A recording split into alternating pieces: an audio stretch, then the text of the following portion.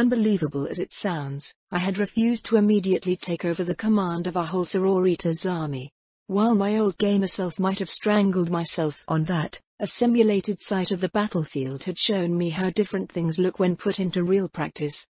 I was not worthy, nor was I ready to take the responsibility for the lives of people under my command yet. I spent the rest of the meeting briefed by the sisters on the details on the front and the upcoming decisive battle. The Sororitas had attempted a few strategic operations to eliminate the rebels' leadership, but these always ended in failure due to superior tactical maneuvers on the other side, or they could be too blunt a force with their modus operandi for such operations since they were hardly subtle, resulting in mass casualties. Both sides had fought to an eventual stalemate and were now accumulating war assets on a front line that was the size of a country. It was now a stare-down contest with random small skirmishes happening constantly. Diadina passed me her data slate to show me a current report of the forces gathering on the front line. For a split second, I was lost looking at all the unfamiliar low Gothic characters before something kicked in and I was able to read it as if it was my first language. I took a look at the estimated numbers of forces on both sides and felt a bit dizzy. Due to the steady escalations on the scale of engagement, the sisters were eventually regulated to spearhead roles in the civil war, and the mother of all fights was bearing down on both sides soon. Since neither side had any major technological advantage over the other, a confrontation would just be a numbers game of attrition that would result in catastrophic loss of life and material. Then my curiosity plus old habits as a gamer kicked in and I requested to have a look at the current total war assets available to the Order. Diadina obliged, taking back her data slate, and after accessing the information passed it back to me. The summary was extensive. It was like looking at the dream miniature collection list of a Sororitas player on steroids. A full militant Order Minoris was here, with active battle sisters in service numbering around 3,000 and 25,000 more either in training, non-combat or support roles. The hardware section was equally impressive. Even with the supposed heavy casualties suffered, the Order still maintained a sizable number of rhinos, immolators and exorcist tanks in active service. There were even a few rare oppressor tanks in the mix.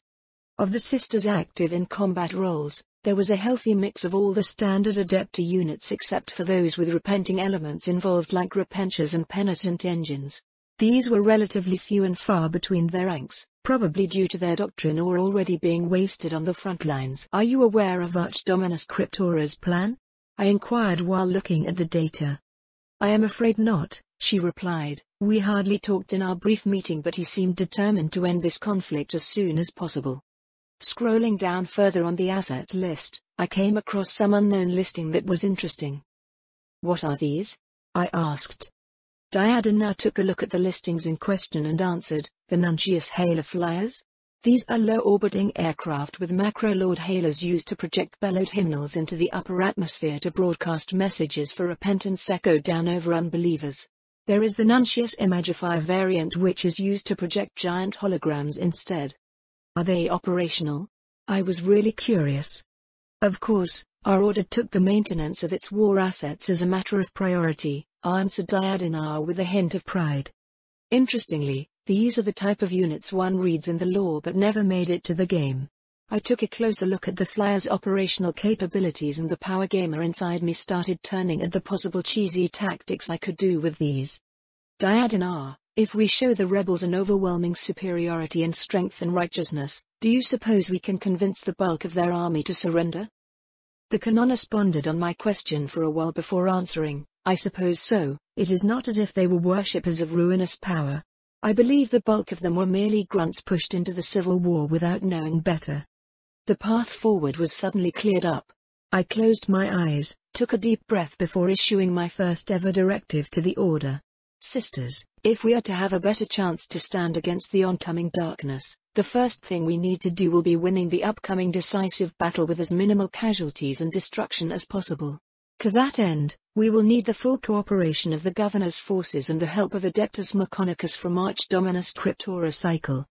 I contacted Tech Priest Ataliad, who was still stationed inside the fortress, and an hour later a holographic conference was securely set up again. Canoness Diadina, Palatine Alisaya and Celestian Superior Mark Healer joined in this time. Cryptora's giant hologram appeared in the meeting room, eerily recreating that iconic scene from a certain classic sci-fi movie again. He noticed the extra participants, bowed and waited for me to talk first. Crypto, Canonist Diadina is here representing the whole Sororitas Order.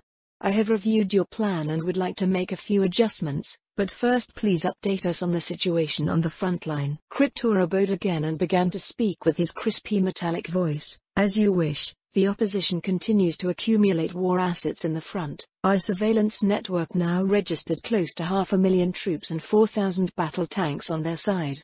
3 super heavy tanks are also noted within their ranks. The Archdominus then conjured out a 3-dimensional map with many red and green dots and continued. Governor Cartolina's forces also continued to accumulate on the front line with close to 600,000 troops and 3,200 battle tanks. A statement had to be made regarding the quality of the forces, as while the governor has more listed manpower, the numerical advantage is superficial as a substantial portion of that troops are made up of substandard volunteers and reserve units, whereas the heretic side is boosted by a few elite battalions by this world standard. A direct confrontation would only yield us a 9% chance of victory with over 80% casualties, a catastrophic result which we must avoid. The preparation for the plan is going well with elements of my forces doing the final adjustments. We are constantly updating the details to suit the changing situation on the front line. Plan? What plan are we talking about? Diadina asked. It was developed less than 24 hours ago, only Inquisitor Thorn was informed of it to prevent it from leaking. I explained. Crypto, please show us the updated plan. We could incorporate certain key areas with the full participation of the Sororitas Order. Very well. Crypto ran his presentation again with updated information and noticeable improvements on his grand cheesy plan. Diadina soon caught on to the key factor in the whole scheme, Archdominus cycle. May I ask, how are we supposed to collapse their communication network? Crypto returned to me silently asking if he should disclose my ability. I nodded in response. He proceeded with his explanation. Lady SYRINE here has the authority to overwrite most if not all primary functions of Imperial hardware with a cogitator or machine spirit. Together with my assets, we can achieve the said action for a brief period of time, enough for us to totally incapacitate the opposition leader's capacity to manage the battle. Shocked by what she heard, the Canonist asked me, Revered Lady, is that true? Not gonna lie, getting called lady twice in quick succession had dampened my mood somewhat, but I was sure, regardless, will keep it out of my face. Trying to avoid further questioning, I carefully framed my answer to Diadina. Yes, it was a gift. From my father. As predicted, the mere mention of SYRINE's supposed father, i.e. the Emperor himself, sent the sisters into quick silent prayers, opening my chance to present my objective for this meeting. Crypto, what is the estimated number of troops left to defend this world after this operation is over? Around 400,000 with whatever leftover auxiliary forces not participating in the upcoming battle. He answered. Will it be enough to defend the whole planet for whatever that will come after this? I pushed. Hardly sufficient, Cryptora admitted. I nodded in agreement and finally got to my point. In the light of that and for a better security of this world, I propose we give them a chance to surrender, throw them a rope to return to the Emperor's service before going down that senseless bloody path. I looked to the sisters to see if they had any objection to this. They simply bowed in agreement, so I pushed forth with my crazy plan. As of this moment, from now on please refrain from calling the opposition heretics. It is not as if they had officially renounced the Emperor. To do so will leave no room for their redemption. We have the means to give them a chance to return to the righteous path, and this is how it can be achieved. A few hours later, it was close to the morning when I finally got out of the meeting and headed back to my room. Most of the sisters had left hurriedly to actualize the final plan we agreed on for the upcoming decisive battle. My body still felt fresh as ever, but mentally I was utterly exhausted, looking at the sisters grinding the details away in the planning dead into the night as unaugmented humans had. My respect for them went up a few notches. Darn, these ladies are tough. Diadina's firm grasp on the finer details of the army unit's capabilities greatly contributed to the final shape of the plan, something I would be forever grateful for, since I was basically just theory crafting from what I knew of the universe with no real hands-on experience. The whole planning part reminded me of the late-night preparation for the apocalypse-scale games I had in my gamer days, except this was 1,000 times bigger with real lives on the line. Any planned movement of the pieces shown on the tactical display entailed thousands of lives into the meat grinder. You could say I felt a bit numb at the end of all the talks of statistics. Suddenly, a psychic message from Aradus reached out to me. Plus Lady SYRINE, I beg for your forgiveness for my rude intrusion, but new developments are happening. I am at the chamber and need your guidance. Plus. Mentally exhausted and saddled with countless looming problems on my mind, I almost lashed out at him before recognizing he sounded a lot like a hapless employee who was put into an impossible position, a position which I was not a total stranger with during my time working in a corporation. I took a deep breath before replying, plus very well, I am close and just got out from a meeting, will come to see you now. Plus well, that was not exactly true, but I needed a walk. A short while later and I was at the makeshift telepathica chamber Thaberus had set up for the astropath. In truth, it was little more than a controlled space with rudimentary psychic wards and security. This was not my first time here. I waved and passed the black-cladding inquisitorial stormtroopers guarding the entrance to the chamber.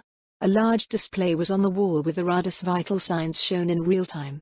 Just in case the unthinkable happened, these guys were given the authorization to utilize lethal force. Aradus was coming down from the primary altar when I entered. The stormtrooper sergeant who was in charge of his safety was here too with 2 other troopers. I understood it to be a standard procedure at the end of a work shift to make sure the astropath was not compromised by the warp. The sergeant nodded at me and left the chamber with his subordinates. I turned to Aradus and was surprised to find him soaked with sweat as if just done with a gym session. What happened? I asked while taking a closer look at the astropath, finding him looking exhausted but still indomitable in spirit. Please excuse me for being less than presentable at the moment. There has been a sudden surge of telepathic messages reaching us and I was slightly taxed to the limit of my capability. He pointed to the servitors dedicated to recording telepathic sessions. Some long scrolls were dragging on the floor from all the recording done. While most modern office dwellers would be puzzled at the sight of scrolls, the grimdark imperial bureaucracy loved their physical records. I moved closer to take a look and was stunned by the contents. On the scrolls were rows and rows of recorded incoming telepathic messages from all the warp-traveling starships operating in the area. Some were asking for the real space location of the beacon and others broadcasting their intent to breach into real space near to us. A realization dawned on me, this whole sector was being cut off from the Emperor's light. As a result, the psychic beacon lit up by SYRINE had become the only detectable reference point for long-distance warp navigation for thousands of light years across the entire region. So how should we reply? Asked Aradus. Well, how was this usually done? I asked back, well aware of the many lives at stake here.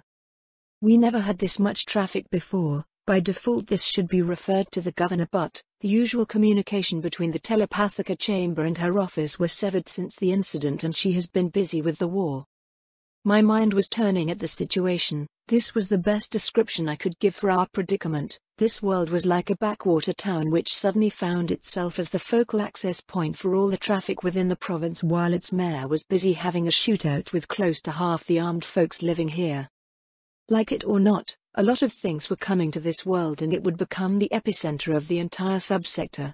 I had my work cut out for me with this mess and my important appointment with Inquisitor Thaberus was but a few hours away. A very important meeting happened just slightly after the wee hours on the day that the rebels were expected to launch their decisive major offensive. Inquisitor Thaberus Thorn had always liked to set up mind games when having to interview any interesting individual by himself. He would spend time working on a few initial scenarios and from there deployed his art of information gathering. However, the way this meeting started had defied his expectation and his carefully crafted plans crumbled in the face of that. May the Emperor preserve me. He sighed at our outstretched hands that were aiming for his hat and wrote down the date of the interview on his notes. It was 999. M41, 80 years of active service in the Holy Inquisition, and Thaberus Thorn had never felt so flabbergasted. Routine surveillance and tailing of several heretical cults had ended in the most unusual of circumstances. He and his merry little inquisitorial warband were now stuck on a planet with a massive active psychic beacon. Sitting across him was SYRINE, the mysterious transhuman amnesiac who was partly responsible for his current predicament. After a rudimentary search about her background came back completely blank, Thaberus decided to put in more effort to dig deeper. He went as far as intercepting her luggage that was arriving from the Mechanicus ship, and the information he found only further deepened his concerns. Amongst the little possessions she had, the most remarkable items were her collection of seemingly simple-looking robes, clothes and body gloves. However, a preliminary scan revealed them to be anything but simple, and his retinue had to request the use of his inquisitorial rosette to access more detailed restricted information. It turned out that the fabric used for her clothes closely resembled the same classified material used on the banners of the Emperor's personal guardians, the fabled Adeptus Custodes. The quality of the fabric was in a league of its own amongst the countless materials the Imperium has access to. Not only was it as smooth and comfortable as the highest quality silks, but it was also practically indestructible against small arms fire, to say nothing of wear and tear resistance. Thebris knew the banners of Adeptus Astartes, the lesser cousins of the Custodes, could fly even in the face of apocalyptic firepower on the nightmarish battlefield of the 41st millennium. And with the common enough knowledge that whatever the Astartes can do, the Custodes can do better, he could assume that the banners of Adeptus Custodes would not only be made of far sterner stuff, but that acquiring said material was beyond the reach of most people even with significant wealth and power. Further adding to the mystery, most of her collection of clothes was dated to be made over 1,000 years ago. The result of all that made SYRINE's origins highly disconcerting. When they finally had the chance to sit down and talk, she had a most unusual request, asking to take a closer look at his hat. After a moment of hesitation, he handed the armored capoton over. SYRINE took the hat and marveled at the details of the stylized emblem of the Inquisition. Her expression of admiration rather than the common fear people exhibited towards the symbol of the Holy Inquisition only further exacerbated his concerns. Just as Thebris was thinking that this could not get any more unusual, he observed the lady turn his hat until the stylized eye was facing him, then she put the hat on. Slowly, she struck up an akimbo pose and declared in a haughty tone, "No one expects the Inquisition." There was some context missing here as Thebris failed to understand her antics, and no one else was around to possibly provide a clue. Despite protests from representatives of the Adeptus Auroritas, Adeptus Mechanicus and even members of his retinue, he had insisted this talk session be a private one-on-one. She smiled, beaming with an expression that was completely at odds with the situation they were currently in. "Thank you, I always wanted to do that," SYRINE said as she returned his hat. "It's heavier than I expected." Then, as if donning a mask, her face turned completely neutral. The previous joyous expression was completely gone. "Now, let us talk." Over the decades in his line of work, Thebris had developed what was akin to a sixth sense for discerning the truth from conversations with his subjects. He could learn a lot from what was said, and his mastery of the art of interrogation allowed him to learn a lot more from what was not spoken. Thebris had taken great pains to study the subject of human body language. He dove deep into decoding the hidden meanings behind sitting postures, hand positions, breathing patterns and the pattern of speech. Thousands of hours were spent watching pict feeds so he could learn to observe the twitching of facial muscles that were usually too fast for human eyes. More than once, Inquisitor Thebris Thorn had dropped his verdict even before the subject of his interrogation had a chance to speak. To Thebris' credit, his judgment had always been validated upon further detailed investigations. He was supremely confident of his skills, but that evaporated when he met SYRINE. She was sitting across him, her face and pose set to an almost inhuman neutral expression.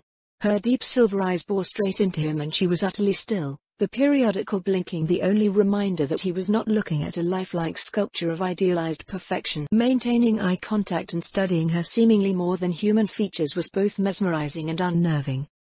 After a moment of silence, Thebris decided to break the uneasy stalemate by making himself a cup of recaf from the delicate tea set that was strategically placed on the table.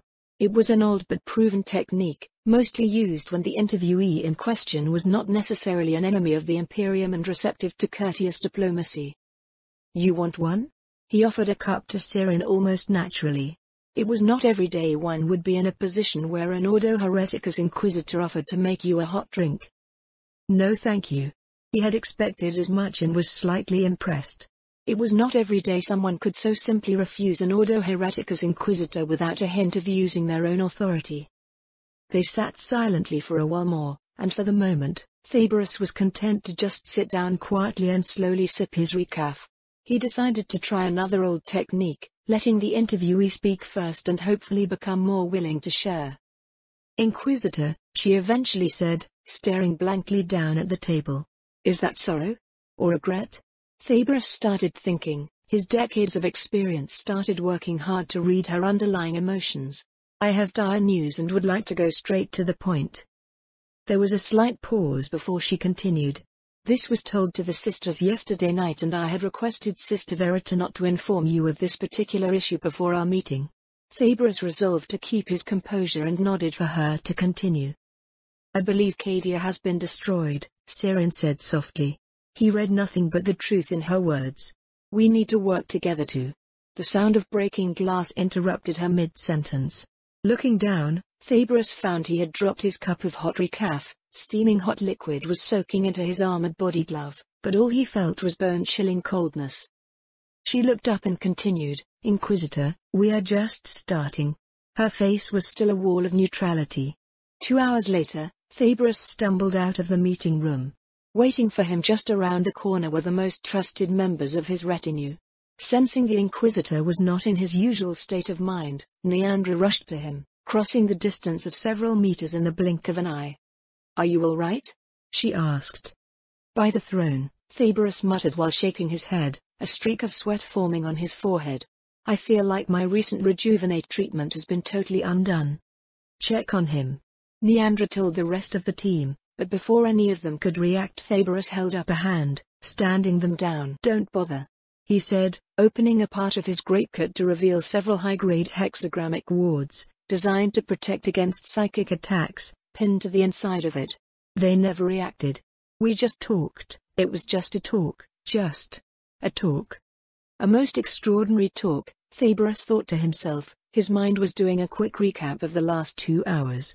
Of all the things SYRINE had revealed to him, Thabros had counted no less than a dozen of these, if true, would warrant him to instantly silence any Imperial bystander who didn't enjoy relatively high clearance on classified information. Most of the information sounded ridiculous the first time he heard it, but her following detailed descriptions soon changed his mind on their credibility. The most shocking of all was her prophecies. Oh, the prophecies. Roabute Gulaman shall return. She had said it without any hint of doubt or deception. For the very first time in his grim career, Thabros wanted to doubt his own readings. She was either delusional or telling the truth. Neither was a laughing matter. What had really shaken him was not just about the things she said, it was how she had said them. She was just so nonchalant about it. A brief moment back then, Thabros had this illusion they were just old friends sitting down having recaf, and she was giving him casual updates about some mundane hobby they both shared. By then the supposed original primary objectives of the meeting, the discussion of SYRINE's identity and the upcoming major battle, had since fallen to the sideline as more time was ended up spent on discussing other topics. At this point, with all the information available to him, Thabros had to concede, despite his reluctance of admitting it outright, she might actually be who the sororitas legends claim to be, and her outrageous plan for the major battle might work. In conclusion, regardless of the absurdity of it all, supporting SYRINE's current activities here seemed to be the best way forward for the benefit of the Imperium. It was only after the talk Thabros noticed his notes never went beyond the date he wrote down initially, 999.m41. For a split second Neandra thought she saw Thabros' hand tremble, and before she could verify it, he moved the hand to retrieve a small flask from inside his greatcoat. He then proceeded to open the flask and gulp down its contents in one go. "I thought you quit Amasek." Her eyes narrowed slightly. "I did," Thabros answered, putting his flask away. "Sir, Fulton and Zali are here as requested, they just arrived," Acolyte Erlindire reported. "Shall I brief them on their appointment?" Thabros was about to approve that notion before an unconventional and somewhat mischievous idea came to him. Why should he be the only person to suffer the weird antics of that lady? "Nah, no time. Just tell them under no circumstances can they treat her poorly," he finally said and sighed. Somehow the Inquisitor knew today was going to be a long day,